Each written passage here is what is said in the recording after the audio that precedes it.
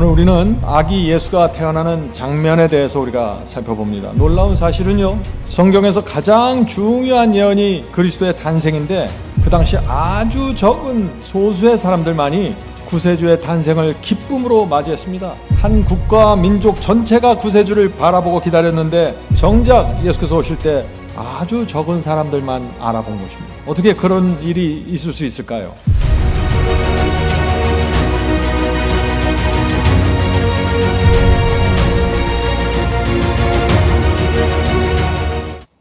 자, 질문을 드립니다. 유대인들은 예언을 알았고 구세주의 오심을 기다렸는데 왜 아기 예수를 알아보지 못했을까요? 하는 질문입니다. 이 질문은 우리가 한번 깊이 생각해 보아야 할 질문이죠. 자, Desire of Ages 본문을 읽겠습니다. 영광의 왕께서 자기를 낮추시고 인성을 취하셨다. 자, 이 한마디의 말씀이 사람들이 구세주를 알아보지 못한 중요한 이유입니다. 그리스도께서 자기를 낮추시고 너무 낮추셨습니다. 인성을 취하셨습니다. 인간 본성을 취하셨다는 것이죠. 유대인들은 이 마음속에 메시아는 보통 사람과 자기들과는 완전히 달라야 한다고 생각했던 것입니다. 그런데 메시아가 어디서 태어났어요? 말구에서 가난한 부부의 아기로 태어난 것입니다. 그래서 너무나 평범했던 것입니다. 그래서 이 메시아를 알아볼 수 없게 되었다 하는 것이죠. 자, 계속해서 읽겠습니다. 그의 지상에서의 환경은 거칠고 험악하였다. 그의 영광이 가려졌던 것은 그의 외양의 위엄이 주먹거리가 되지 않도록 하시기 위함이었다. 그는 모든 외적 장식을 피하셨다. 예수님의 마음입니다, 이것이. 사람들이 주목할 만한 그런 위엄을 갖추지 않으려고 노력하신 것입니다. 주님께서 모든 외적인 장식을 피했다고 했습니다. 부자처럼 보이고 잘난 사람처럼 보이고 많이 배운 사람처럼 보이는 어떤 장식도 피하셨습니다. 바로 그것이 그 당시 수많은 사람들이 그리스도를 알아보지 못한 중요한 이유다 하는 것이죠. 성도 여러분, 오해하지 마세요. 우리 그리스도인은 단아하고 깨끗하게 옷을 입어야 됩니다. 제가 그것을 말하는 것이 아니에요. 지저분하고 정리되지 않는 모습으로 우리가 사람들 앞에 나서면 안 되죠. 우리는 항상 단정함과 고상함을 바라보고 살아야 되는 것입니다. 또 폐물이나 금붙이로 우리 외모를 장식하지 말아야 됩니다. 사람들의 주목을 끌려고 애쓰지 말아야 되죠. 자, 계속해서 읽어보죠. 재물, 세상의 명예, 인간적인 위대함은 결코 영혼을 사망에서 구할 수 없다. 예수께서는 어떤 세속적 성질의 매혹물로 사람들을 그의 편으로 이끌려고 하지 않으셨다. 이것이 하나님의 사상이고 하나님의 마음입니다. 하나님께서 어떤 마음을 갖고 이 우주를 다스리고 피조물을 구하시는지 잘 보셔요. 오직 하늘의 진리만의 아름다움만이 그를 따르고자 하는 자들을 이끌어야 하였다.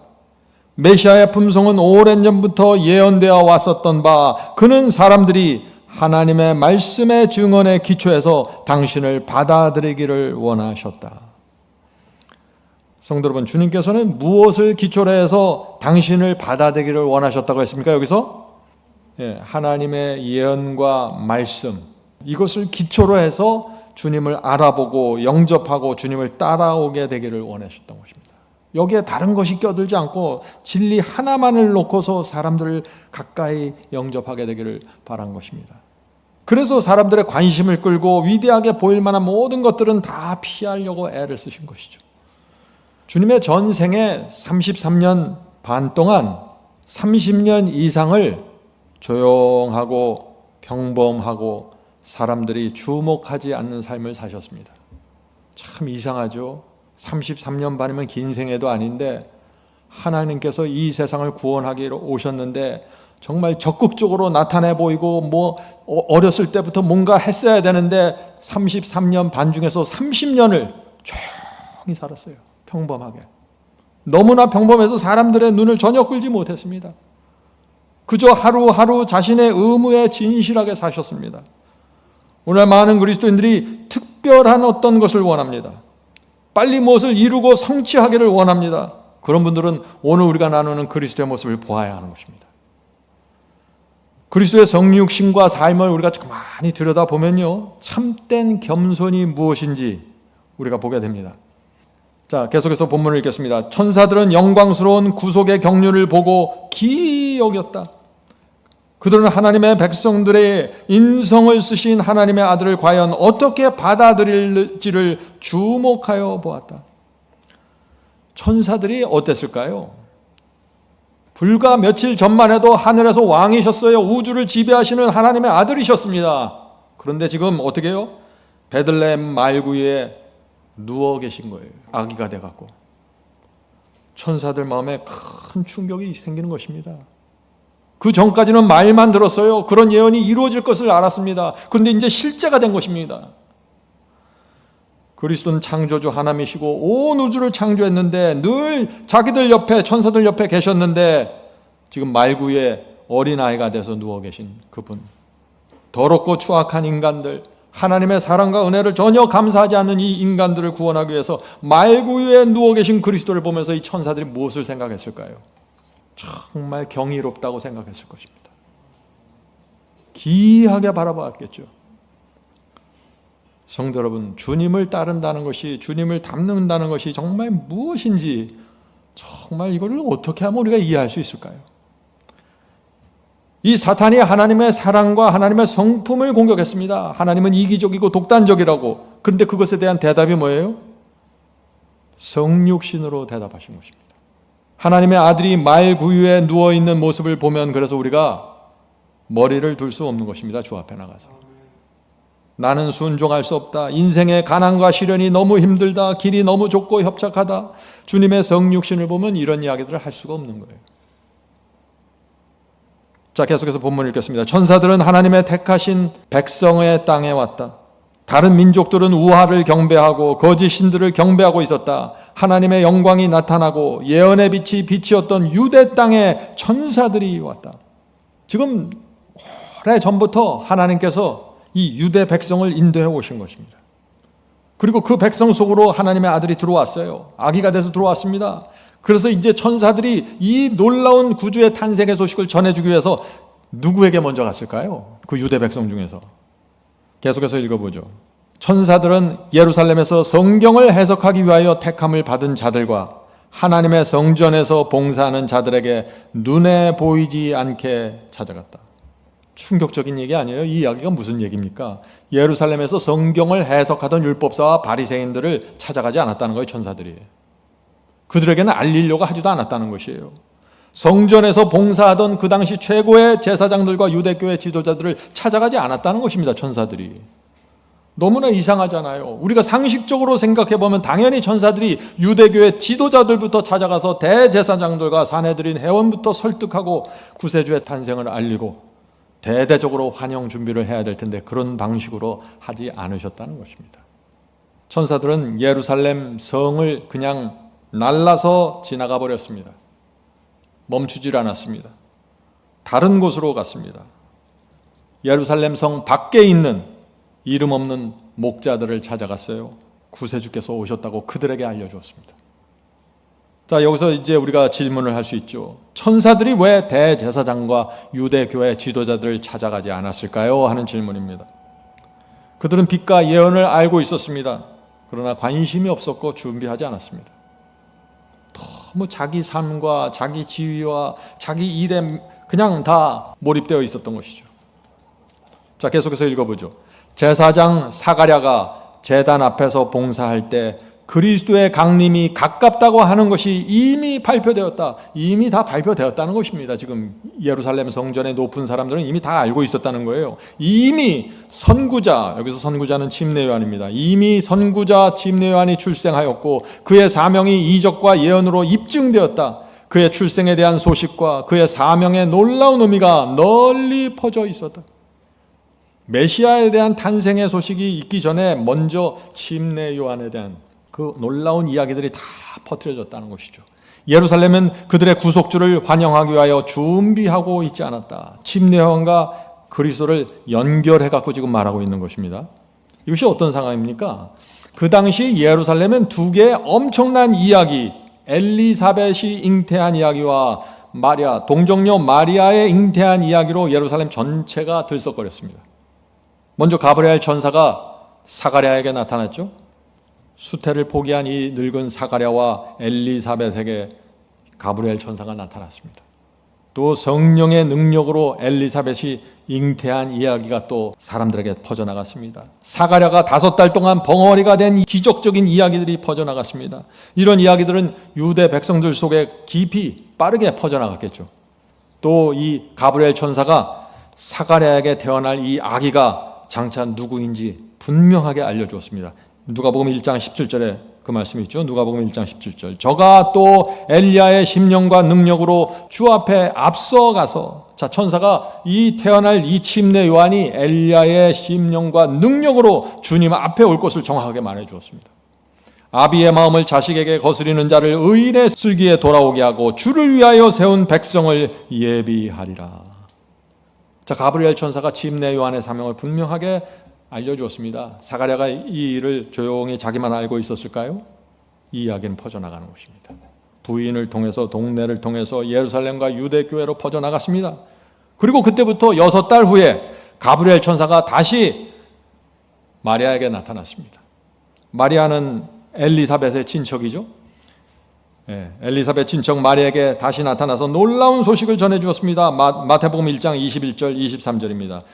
이 가브리엘 천사의 이야기도 엄청난 이야기입니다. 아들을 낳으리니 이름을 예수로 하라. 이는 그가 자기 백성을 저희 죄에서 구원할 자이심이라 하니라.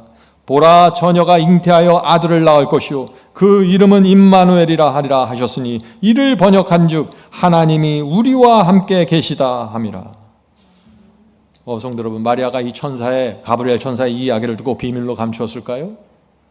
그럴 수 없죠. 요셉에게 알려주었고 또 이 엄청난 소식이 사가랴 부부에게 전달되었겠죠. 예루살렘 성 전체로 퍼져나간 것입니다. 침례 요한의 출생과 예수님의 탄생에 대한 이 이야기는 조용히 묻힐 수 있는 이야기가 아닙니다. 예루살렘 전체로 퍼져나갔는데 예루살렘은 그런데 구세주를 기다리지 않고 준비하지 않고 관심을 나타내지 않는 것입니다. 교만했습니다. 하나님을 진심으로 믿지 않는 사람들이었습니다. 그래서 천사들이 이 모든 모습을 다 지켜본 후에 예루살렘 성 위를 그냥 지나쳐 날아가서 성 밖에 있는 목자들에게 갔던 것입니다. 이것이 예루살렘 성을 천사들이 지나친 이유입니다. 지금도 마찬가지죠. 아무리 우리가 다니엘서와 요한계시록의 예언을 다 안다고 할지라도 정말 예언을 간절한 마음으로 기다리고 성취되기를 기다리고 준비하지 않으면 천사들이 우리를 그냥 날라서 간다는 것이죠. 준비된 자들을 위해서 찾아간다는 것입니다. 자, 예수님과 제자들의 이야기를, 대화를 보면은요, 그 당시 상황을 좀 더 분명하게 우리가 볼 수 있습니다. 마태복음 17장 10절부터 13절입니다. 예수님과 제자들의 대화입니다. 제자들이 묻자 가로되 그러면 어찌하여 서기관들이 엘리야가 먼저 와야 하리라 하나이까. 자, 지금 서기관들은 정확하게 알고 있었어요. 메시아가 오기 전에 엘리야가 먼저 온다는 사실을, 그 예언을 백성들에게 가르쳤습니다. 그래서 제자들이 그걸 듣고 알고 있는 거예요. 왜 서기관들이 엘리야가 먼저 와야 한다고 했습니까? 라고 질문하는 거죠. 예수께서 이렇게 대답합니다. 예수께서 대답하여 가라사대 엘리야가 과연 먼저 와서 모든 일을 회복하리라. 내가 너희에게 말하노니 엘리야가 이미 왔으며, 예수께서 분명히 이야기하십니다. 엘리야는 이미 왔어. 이미 왔으며 사람들이 알지 못하고 임의로 대우하였도다. 무슨 뜻이에요? 침례 요한이 엘리야로 이미 왔었는데 사람들이 그를 알아보지 못하고 그를 죽였다는 것입니다. 인자도 이와 같이 그들에게 고난을 받으리라 하시니 그제야 제자들이 예수의 말씀하신 것이 침례 요한인 줄을 깨달으니라. 놀라운 얘기 아닙니까? 서기관과 바리새인들은 메시아가 오기 전에 엘리야가 온다는 예언을 다 알고 있었습니다. 그리고 가브리엘 천사가 했던 모든 이야기들이 예루살렘 전체로 퍼져나갔습니다. 그럼에도 불구하고 그들은 엘리야를 죽였고 메시아까지 죽이게 되는 것입니다. 자, 계속해서 본문을 읽어보죠. 하늘의 천사들은 거룩한 진리의 빛을 세상에 나누어 주라는 부르심을 받은 하나님의 백성의 무관심함을 놀라움으로 보았다. 천사들의 마음에 가장 큰 충격이 뭐예요? 백성들의 무관심이었습니다. 지금 가브리엘 천사는 자기가 이런 얘기를 하면 예루살렘 성이 발칵 뒤집혀서 이 탄생에 대한 소식이 끝까지 전파될 줄 알았는데 너무나 무관심한 것입니다. 유대민족은 그리스도께서 아브라함과 다윗의 혈통으로 나시려는 것을 증거하는 백성으로서 보존되어 왔음에도 불구하고 그리스도의 강림이 이제 임박하다는 것을 알지 못하였다. 자, 여기서 우리는 그리스도의 성육신에 대해서 한 번 더 다시 살펴보겠습니다. 그리스도께서 성령으로 잉태하셨습니다. 그런데 아브라함의 씨와 다윗의 혈통으로 오셨습니다. 자, 이것이 무슨 뜻입니까? 우리가 그리스도의 탄생과 심내 요한의 출생을 잘 비교하면서 살펴보면은요, 이 성령으로 잉태했다는 말의 그 의미를 우리가 엿볼 수 있습니다. 누가복음 1장 15절에 대한 주석입니다. 요한의 탄생 자체가 사람이 아닌 하나님의 뜻과 능력에 의한 것이었다. 사가랴 부부는 수태하지 못한다고 생각했어요. 다 주변 사람들이 너무 늙어서 이제 아기를 못 낳는다고 다 생각했던 것입니다. 그런데 침례 요한이 태어난 것입니다. 가브리엘 천사가 가르쳐 준 것이죠. 그래서 이 침례 요한은 사가랴 부부의 그 의지와 힘에 의해서, 그 에너지에 의해서 태어난 아기가 아닙니다. 전적으로 하나님의 뜻과 성령의 능력으로 태어났다고 지금 주석은 말하고 있는 것이죠. 침례 요한은 필생의 사명을 띠고 이 땅에 왔고, 따라서 처음부터 하나님께 바쳐져야 했다. 먼저 성령이 요한의 어머니 엘리사벳을 충만케 하여 그녀의 생애를 지도하고 조정할 수 있었기 때문에 출생 당시부터 요한이 성령으로 충만케 될 수 있었다. 침례 요한은 분명히 성령의 능력으로 잉태된 아이입니다. 그런데 이 침례 요한은 사가랴의 혈통을 따라서 태어난 것입니다. 그렇죠? 예수께서도 성령으로 잉태했습니다. 그런데 그 육은 어디예요? 아브라함의 씨와 다윗의 혈통을 따라 태어나셨다는 것입니다. 우리가 이렇게 이해하면 어려울 게 하나도 없습니다. 자, 다시 본문으로 가죠. 성전에서 날마다 아침 저녁으로 드리는 제물은 하나님의 어린 양을 가리켰지만 거기서까지도 구세주를 영접할 준비가 되어 있지 않았다. 날마다 번제단에 가서 어린 양을 죽여서 제물을 바치는데 구세주를 영접할 준비는 전혀 되지 않았다는 것입니다. 그 이유가 무엇일까요? 자, 계속해서 설명합니다. 유대 나라의 제사장과 교사들은 각 시대를 통하여 가장 큰 사건이 이제 곧 일어나려고 하는 것을 알지 못하였다.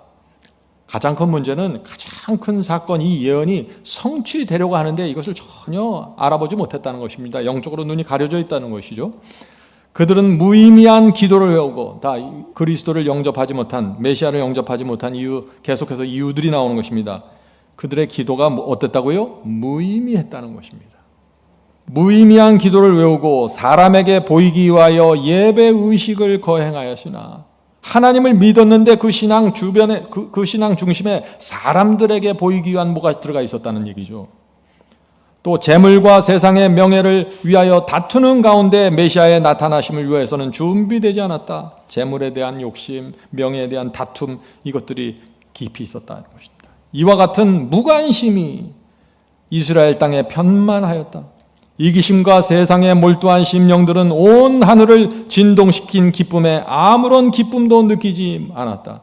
보이지 않는 자를 보고자 갈망하고 있었던 사람은 극소수였다. 이러한 자들에게 하늘의 천사들이 보내심을 받았다. 성도 여러분, 유대인들이 유대 교회가 구세주를 영접하지 못한 이유 여러분들 이제 아시겠습니까? 오늘날 우리 속에서도 이런 모습이 있으면 절대 안 되겠습니다. 지금은 얼마나 많은 사람들이 그리스도의 재림을 갈망하고 정말 진실로 기다리고 있을까요? 지금도 아주 극소수입니다. 자, 계속해서 읽어보죠. 요셉과 마리아가 나사렛에 있는 그들의 집을 떠나 다윗성을 향하여 여행할 때 천사들이 그들과 함께 동행하였다. 자, 여기선 참 놀라운 장면이죠. 요셉과 마리아가 지금 나사렛에 살고 있었습니다. 그런데 이 메시아는 어디서 태어난다고 예언되어 있어요? 베들레헴에서 태어난다고 예언되어 있는 것입니다. 그러니까 하나님의 이 예언이 성취되려면 어떻게 돼요? 요셉과 마리아가, 이 임신한 마리아가 어디로 가야 돼요? 베들레헴으로 가야 되는 것입니다. 하나님께서 이것을 기이한 섭리로 인도하신다는 것이에요. 예언을 정확하게 성취하기 위해서요. 로마 제국의 거대한 영토 내에 사는 백성들에게 호적을 하라는 명령이 갈릴리 산악 지방의 거주민에게까지 미쳤다.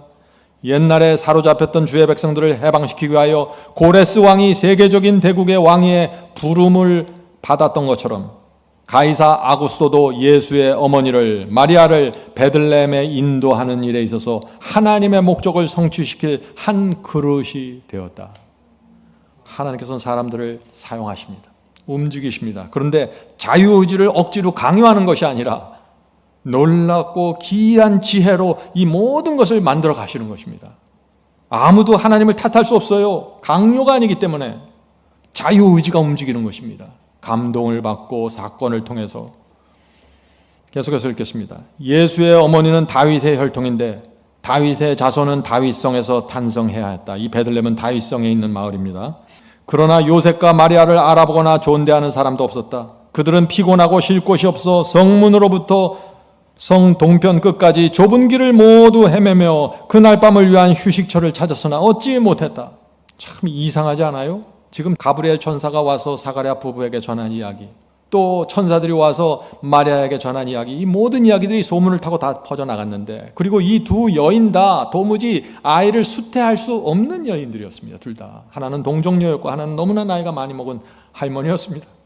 그런데 아무도 주목하지 않는 것입니다. 저와 여러분이 그 자리에 있었으면 마리아가 잉태했으면 어떤 기대를 갖고 좀 쫓아다니면서 방도 잡아주고 뭐 그러지 않았겠어요? 아무도 그러지 않았다는 것이죠. 붐비는 여관에는 그들을 위한 방이 없었다. 그들은 마침내 가축들이 거하는 거친 가옥에 쉴 자리를 발견했으며 그곳에서 세상의 구주께서 탄생하셨다. 성도 여러분, 그리스도께서 불과 얼마 전에 하늘 도성을 떠났습니다. 천사들이 배웅을 했습니다. 그리스도께서 사탄과 악령들이 이 버글버글거리는 이 땅으로 내려오는 것입니다. 그런데 아기로 태어난다고 합니다. 하늘을 떠나시는 그 그리스도를 바라보는 천사들의 마음이 어땠을까요? 그런데 그 그리스도께서 지금 마리아의 뱃속에 들어가 있는 것입니다. 천사들이 그 모습을 어떤 마음으로 지켜봤을까요? 아기를 낳아야 되는데 방을 잡지 못해서 왔다 갔다 우왕좌왕하는 그 모습 말이죠. 천사들의 마음이 정말 아팠을 것입니다. 그런데 막을 수는 없어요. 왜요? 하나님의 이 피조물, 인간을 구원하려면 다른 방법이 없기 때문입니다.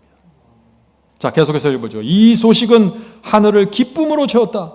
빛의 세계에서 내려온 거룩한 천사들은 깊고 더욱 예민한 관심을 가지고 지상으로 이끌려왔다. 구약시대 수천 년 동안 이 유대인들이 양을 잡아서 그 피로 용서받고 구원받았습니다. 그런데 이제 그 원형 대신 하나님의 어린 양이 직접 내려가셨습니다. 이 주님께서 순종과 승리의 완전한 모범을 보여주셔야만 하고 또 십자가에서 피를 흘리고 죽으셔야 했습니다. 이런 구세주께서 지금 베들레헴에 오신 것입니다. 이 베들레헴에 어떤 일이 생겼을까요? 난리가 났을 것이에요. 사람들 눈에 보이지는 않지만 사탄과 악령들이 전부 베들레헴에 집결하지 않았겠어요?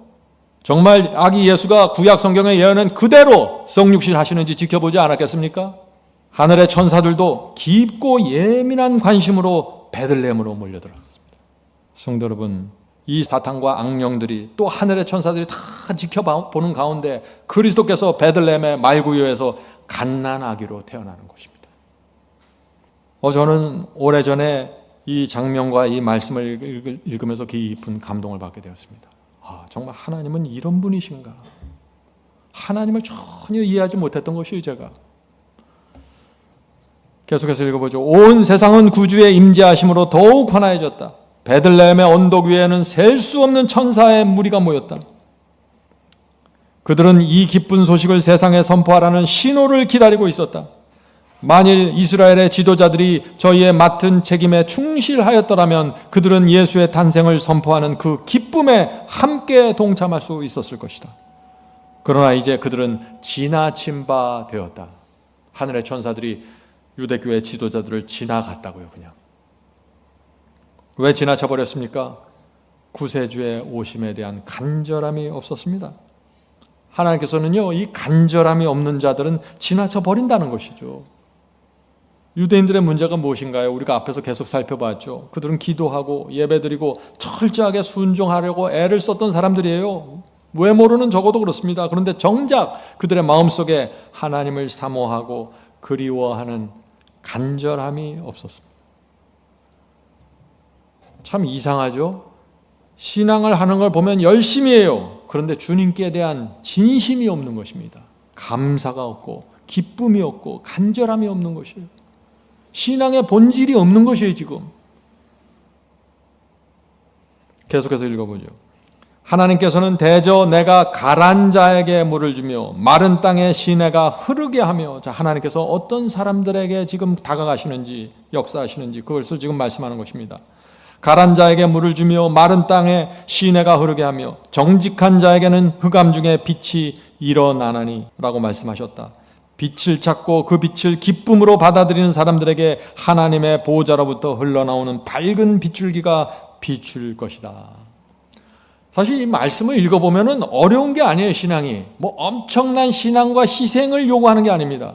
정말 하나님을, 구세주를 그대들이 진심으로 믿고 신뢰하고 기다리고 있는가, 사모하는가, 간절함으로 기다리는가, 그것을 보는 거예요 지금 하나님께서. 그러나 대부분의 사람들이 무관심하고 애매하고 간절함이 없었다는 것입니다. 그런 사람들을 하나님께서 아무것도 도와줄 수가 없다는 것입니다. 자, 계속해서 읽어보죠. 소년 다윗이 양을 쳤던 들에서 목자들이 밤을 지새우며 여전히 양을 지키고 있었다. 그들은 고요한 시간에 약속된 구주에 대하여 서로 이야기하며 다윗의 보좌에 즉위하실 왕께서 오시기를 기도하였다. 여기 완전히 다른 장면이 나오죠. 천사들이 예루살렘 성을 지나쳐 가버렸습니다. 그런데 목자들에게 온 것입니다. 그 이유가 지금 나타나는 것입니다. 목자들이 온 이유, 그들은 예언의 성취를 기다렸습니다.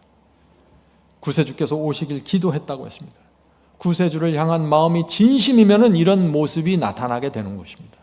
대화 속에서 나타나고 삶 속에서 나타나고 자연스럽게 나타난다는 것입니다. 주의 사자가 곁에 서고 주의 영광이 저희를 두루 비춤에 크게 무서워하는지라. 천사가 이르되 무서워 말라. 보라, 내가 온 백성에게 미칠 큰 기쁨의 좋은 소식을 너에게 전하노라. 오늘날 다윗의 동네에 너희를 위하여 구주가 나셨으니 곧 그리스도 주시니라. 이 말을 들은 목자들의 마음은 영광스러운 계시로 가득 찼다. 구주께서 이스라엘에 오신 것이다. 그의 강림은 권세와 존귀와 승리를 연상시켰다. 목동들은 어떤 사람들이에요? 우리가 늘 공부한 것처럼 이 목동들은 그냥 하늘을 바라보면서 걸어가는, 인생을 걸어가는 나그네처럼 살았던 사람들이 아닙니까? 구세주께서 오셨다는 소식을 들었을 때 그래서 이들의 마음에 큰 기쁨과 감격이 채워진 것입니다. 관심이 집중될 수밖에 없는 것이죠. 예수께서 곧 오신다는 소식이 들릴 때 우리들의 마음은 어떻습니까? 이 목자들의 마음과 같게 되길 제가 간절히 바랍니다. 자, 질문 드리죠. 그리스도께서 하늘 도성을 떠나 실제로 베들레헴에서 아기로 태어나실 때 사탄과 악령들의 마음이 어떠했을까요? 또 천사들의 마음은 어떠했을까요? 베들레헴에서 하나님의 아들이 아기로 태어나는 그 모습을 천사들이 지켜보았잖아요. 이제 지켜보고 있는데 천사들의 마음이 어땠을까요? 만약 제가 천사라면 정말 자랑스러웠을 것 같아요. 내가 섬기고 내가 신뢰하는 그 그리스도께서 이런 엄청난 분이라는 사실이 너무나 자랑스러웠을 것 같아요. 정말 위대하고 존귀한 분이구나, 이분이야말로.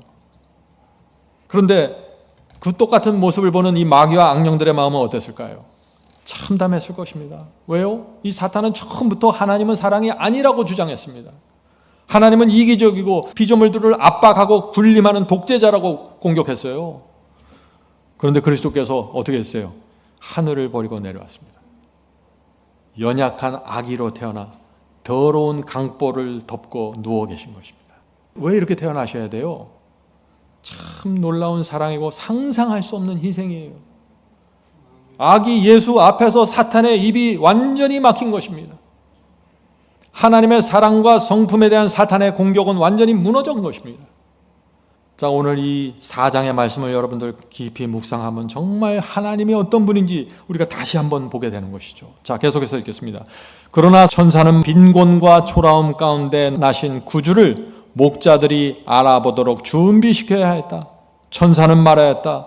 너희가 가서 강보에 쌓여 구유에 누인 아기를 보리니 이것이 너희에게 표적이니라. 무엇이 아기가 하나님의 아들이라는 표적이라고 했습니까? 더러운 강보에 쌓여 말구 위에 누워있는 그 모습.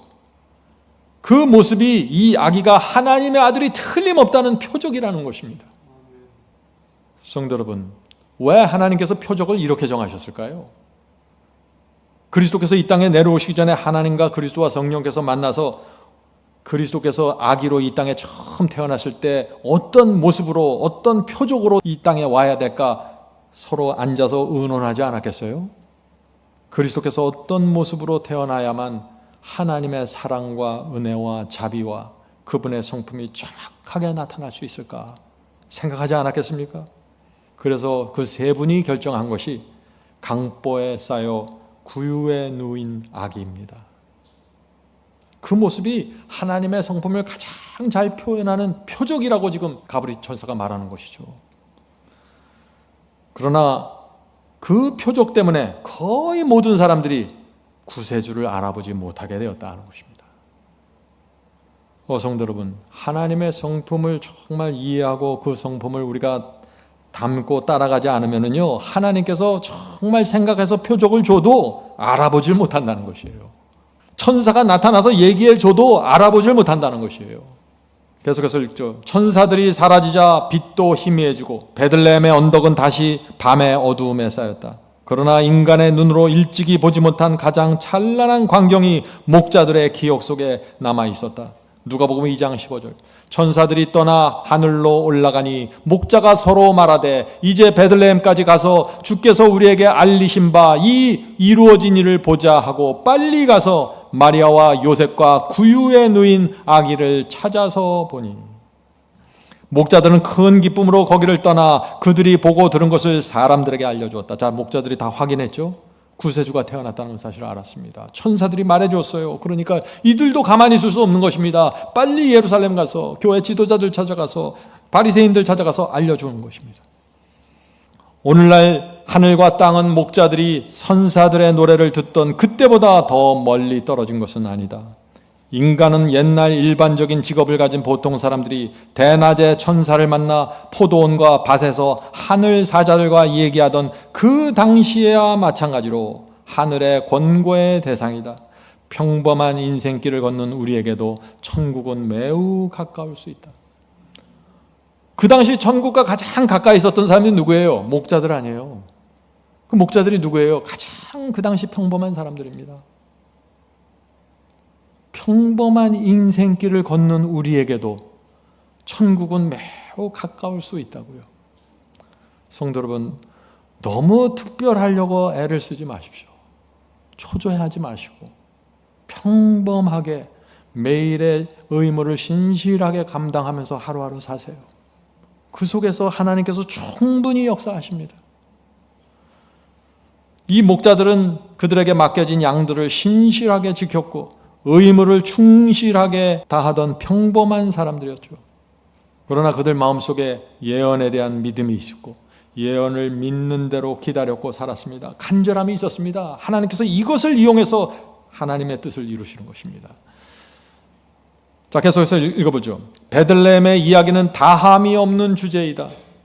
그 속에는 깊은 하나님의 지혜와 지식의 부요함이 숨겨 있다. 이 베들레헴의 이야기를 우리가 생각해 보아야 된다는 것입니다. 우리는 하늘의 보좌를 구유와 바꾸시고 말구유와 바꾸시고 경배하는 천사들의 교제를 외양간의 가축과 바꾸신 구주의 희생에 경탄한다. 사람의 자만심과 자부심은 주님의 임재 앞에 견책을 받는다. 그러나 이것은 그의 놀라운 겸비의 시초에 지나지 않았다. 여기 놀라운 말씀이 나오지 않아요? 무슨 뜻인가요? 주님께서 외양간에서 초라하게 태어나신 것은 겸손의 시작에 불과하다는 것입니다. 자, 그렇다면 그리스도께서 보여주시는 가장 진짜 핵심적인 겸손은 무엇인가? 이 질문을 하실 수 있죠, 우리가. 예수님의 진짜 겸손이 무엇인지. 아담이 에덴에서 죄를 짓지 않을 때라도 하나님의 아들이 인성을 취한다는 것은 거의 무한한 굴욕이 되었을 것이다. 그런데 예수께서는 인류가 4,000년간 죄로 말미암아 연약해진 때 인성을 취하셨다. 그리스도의 진짜 겸손은 뭐라고요? 인류가 4,000년간 죄로 연약해진 때 인간 본성, 인성을 취하신 것이 그리스도께서 우리에게 보여주신 진짜 참된 겸손의 핵심이라고요. 주님께서 아담이 타락하기 전에 그 완전한 인성을 취하셨을지라도 그것은 주님께 무한한 굴욕이고 겸손이었을 것인데, 주님께서는 아담이 타락하기 이전의 상태가 아니라 4,000년간 죄로 연약해진 그 유대 나라로 오셨다는 것입니다. 타락한 인간의 본성을 취하시고 말이죠. 그것이 진짜 겸손이라고 지금 말하고 있는 것이에요. 성도 여러분, 성육신의 진리를 어떻게 다루는지 잘 소중하게 여러분들 보셔야 됩니다. 그리스도의 인성 문제를 여러분들 공부할 때는 이 책에서 문맥을 통해서 계속 지켜봐야 됩니다. 주님께서는 아담의 모든 자녀들과 같이 유전 법칙이 끼쳐온 결과를 받으셨다. 중요한 포인트죠. 그리스도는 우리와 다른 분이 아니라 우리처럼 유전 법칙의 결과를 그대로 받고 태어나셨다는 것입니다. 그것을 가리켜서 성경은 아브라함과 다윗의 혈통으로 오셨다고 말하는 것이에요. 자, 계속해서 읽어보죠. 이러한 결과, 유전 법칙의 결과가 어떠하였는지는 예수의 육신의 조상들의 역사 가운데 드러나 있다. 예수님의 족보를 보세요. 비천한 사람들의 이름이 나옵니다. 거론하기도 부끄러운 사람들이 나와요. 그 안에는 예수께서는 그들의 혈통과 유전 법칙을 따라 태어나셨다고요.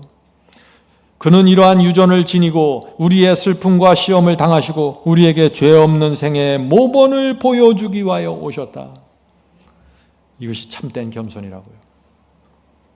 성도 여러분, 주님께서 세우신 완전한 공로가 무엇입니까? 우리와 같은 인간으로 오셔서 죄 없는 생애의 모본을 보여주신 것, 그것이 완전한 공로입니다. 자, 계속해서 읽어보죠. 사탄은 하늘에서 그리스도께서 하나님의 궁전에서 가지신 그 지위 때문에 그를 미워하였다. 하늘에서 그리스도께서 가지고 있던 그 최고의 하나님의 보좌와 같은 그 최고의 지위 때문에 이 사탄이 질투가 생겨서 미워했다는 것이죠.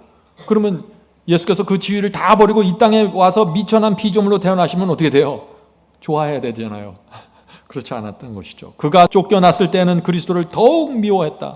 사탄은 죄에 빠진 인류를 구속하기로 약속하신 그리스도를 미워하였다. 그러나 하나님께서는 당신의 아들이 사단이 통치권을 가졌다고 주장하는 이 세상에 인간의 연약함을 가진 무력한 어린 아기로 오는 것을 허락하셨다. 하나님께서 다 아시잖아요. 이 지구에, 이 유대 땅에 사탄과 악령들이 버글버글하다는 거 다 아시잖아요. 그런데 왜 그리스도께서 인간 아기로 태어난 그 위험을 허락하셨을까요? 지금 이 질문을 하는 것입니다. 하나님의 마음이 어떠했을까? 하나님께서는 주님께서 인간으로서 누구나가 당하는 인생의 위험을 겪고 또한 인간으로서 누구나가 싸워야 할 싸움을, 실패와 영원한 손실의 위험을 무릅쓰고 싸우는 것을 허락하셨다. 정말 주님께서 인간으로 이 땅에 오신 것은 엄청난 위험입니다.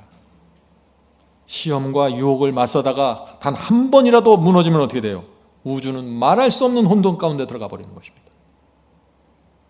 그 엄청난 위험을 왜 하나님께서 감수하셨는가 묻고 있는 것이죠. 하나님은 사랑이시기 때문에 어쩔 수가 없다는 것이죠. 하나님과 그리스도와 성령의 마음에서 나오는 사랑을 막을 수가 없는 것입니다. 성도 여러분, 우리 부모들도 마찬가지 아닙니까? 우리 자녀들이 아무리 위험한 상황에 있어도 죽어갈지라도 자녀를 위해서 모든 것을 던지는 것처럼 이 세 분 하나님께서도 우리를 위해 모든 것을 던지신 것입니다. 우리가 그것을 지켜보고 그것을 깨닫게 되면은 우리의 마음과 생애를 주 앞에 드리게 되는 것이죠. 겸손하게 됩니다. 육신의 아버지는 자기의 아들을 그리워하는 마음을 갖는다. 그 아버지는 자신의 어린 아들의 얼굴을 들여다보며 생애의 위험을 생각하고 떤다. 그는 자기의 사랑하는 자식을 사탄의 권세에서 보호해주고 시험과 투쟁에서 벗어나도록 붙잡아 주길 원한다. 하나님께서 독생자를 주셔서 더욱 심한 투쟁과 더욱 무서운 위기를 당하게 하신 것은 우리 어린 자녀들을 위하여 인생의 길을 안전하게 하기 위함이었다. 사랑은 여기 있다. 기이하도다 하늘이여 놀랍도다 땅이여. 이것이 4장의 마지막 문장입니다. 성도 여러분, 그리스도께서 우리와 같은 인간이 되셔서 이 땅에 오신 것은 놀라운 희망입니다. 정말 우리에게 큰 희망입니다. 그리스도께서 어떤 위대한 위인이 아니라 엄청난 무슨 천사 같은 존재가 아니라 연약하고 궁핍한 자로 이 땅에 오셔서 살아가셨다는 것은 우리에게 큰 희망을 주는 것입니다. 날마다 주어진 의무를 감당하고 시련과 고생에 지치지 않기 위해서 날마다 말씀으로 무장하는 그리스도의 모습은 우리에게 힘이 되는 것입니다.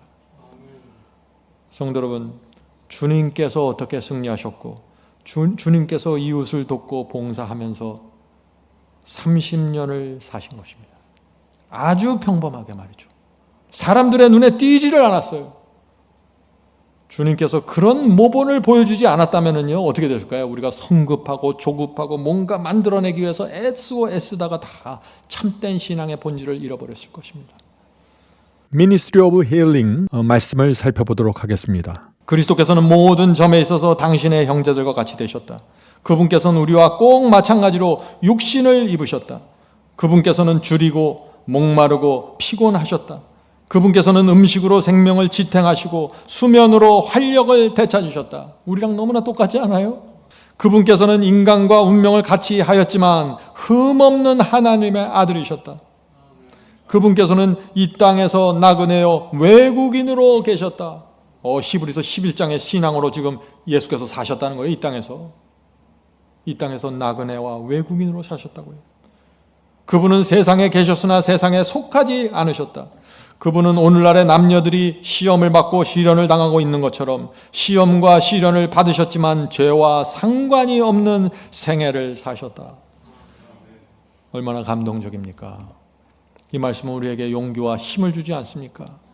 주님도 이 땅에서 외국인과 나그네로 사셨다고요.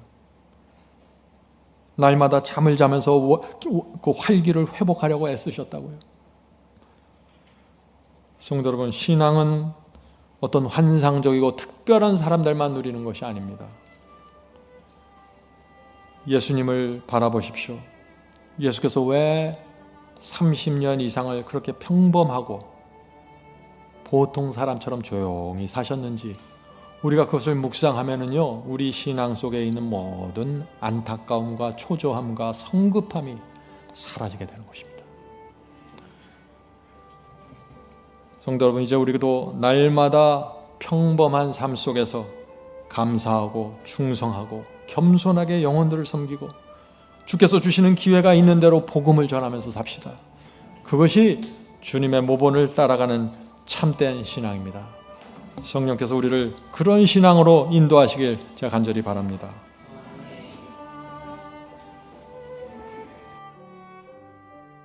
하늘에 계신 저희들의 아버지, 저에게 놀라운 예언과 말씀을 주셔서 감사합니다. 그러나 저희를 겸손하게 해 주시옵소서. 저희의 마음이 들뜨지 않고 안정되고 주께서 성령으로 인도하는 그 평범한 생애 가운데 만족하는 신앙을 배울 수 있도록 축복해 주시옵소서. 조급함을 버리고 하나하나 배우면서 주님을 닮아가길 원합니다. 주여, 저희를 낮춰주시고 저희 길을 인도해 주시옵소서. 정말 그리스도의 33년 반의 생애에서 주께서 왜 30년 동안 조용하고 평범하게 사셨는지 그 이유를 우리가 들여다볼 수 있도록 도와주시옵소서. 하늘에 계신 아버지, 그리스도의 모본을 따른다는 것이 무엇인지 저희가 깨달아 알 수 있도록 도와주시고, 정말 주께서 이 땅에서 나그네와 외국인으로 사셨다는 그 말씀의 의미가 무엇인지 알려주시옵소서. 주여, 정말 평범하고 가난하고 연약한 자로 이 땅에 와주셔서 정말 감사합니다. 그렇지 않았으면 저희가 정말 나대고 혼란한 신앙을 했을 텐데 저희를 낮춰주시고 주의 길을 보여주셔서 따라갈 수 있도록 인도해 주셔서 감사합니다. 주여, 이제 저희가 주 앞에 나가 저희의 마음과 생애를 다시 드리기 원합니다. 주께서 받으시고 저희를 다시 시작할 수 있도록 도와주시옵소서. 모든 교만과 높아진 마음을 내려놓고 저희의 마음 속속들이 주 앞에 다 내려놓기를 원합니다. 하늘에 계신 아버지, 저희 교우들 가운데 몸이 아파고 동당하는 자매가 있고 형제가 있습니다. 불쌍히 여겨주시고 한 번의 기회를 더 허락해 주시옵소서. 이제 남은 생에 주 앞에 드리고 정말 신실하게 살기를 원합니다. 주여, 축복해 주시고 치유해 주시옵소서. 또 저희 가정에 있는 자녀들과 또 남편과 아내, 주여 불쌍히 보시고 주의 길로 인도하셔서 정말 온 가족이 진리 안에서 즐거워할 수 있도록 도와주시옵소서. 예수 그리스도의 이름으로 간절히 기도드립니다. 아멘.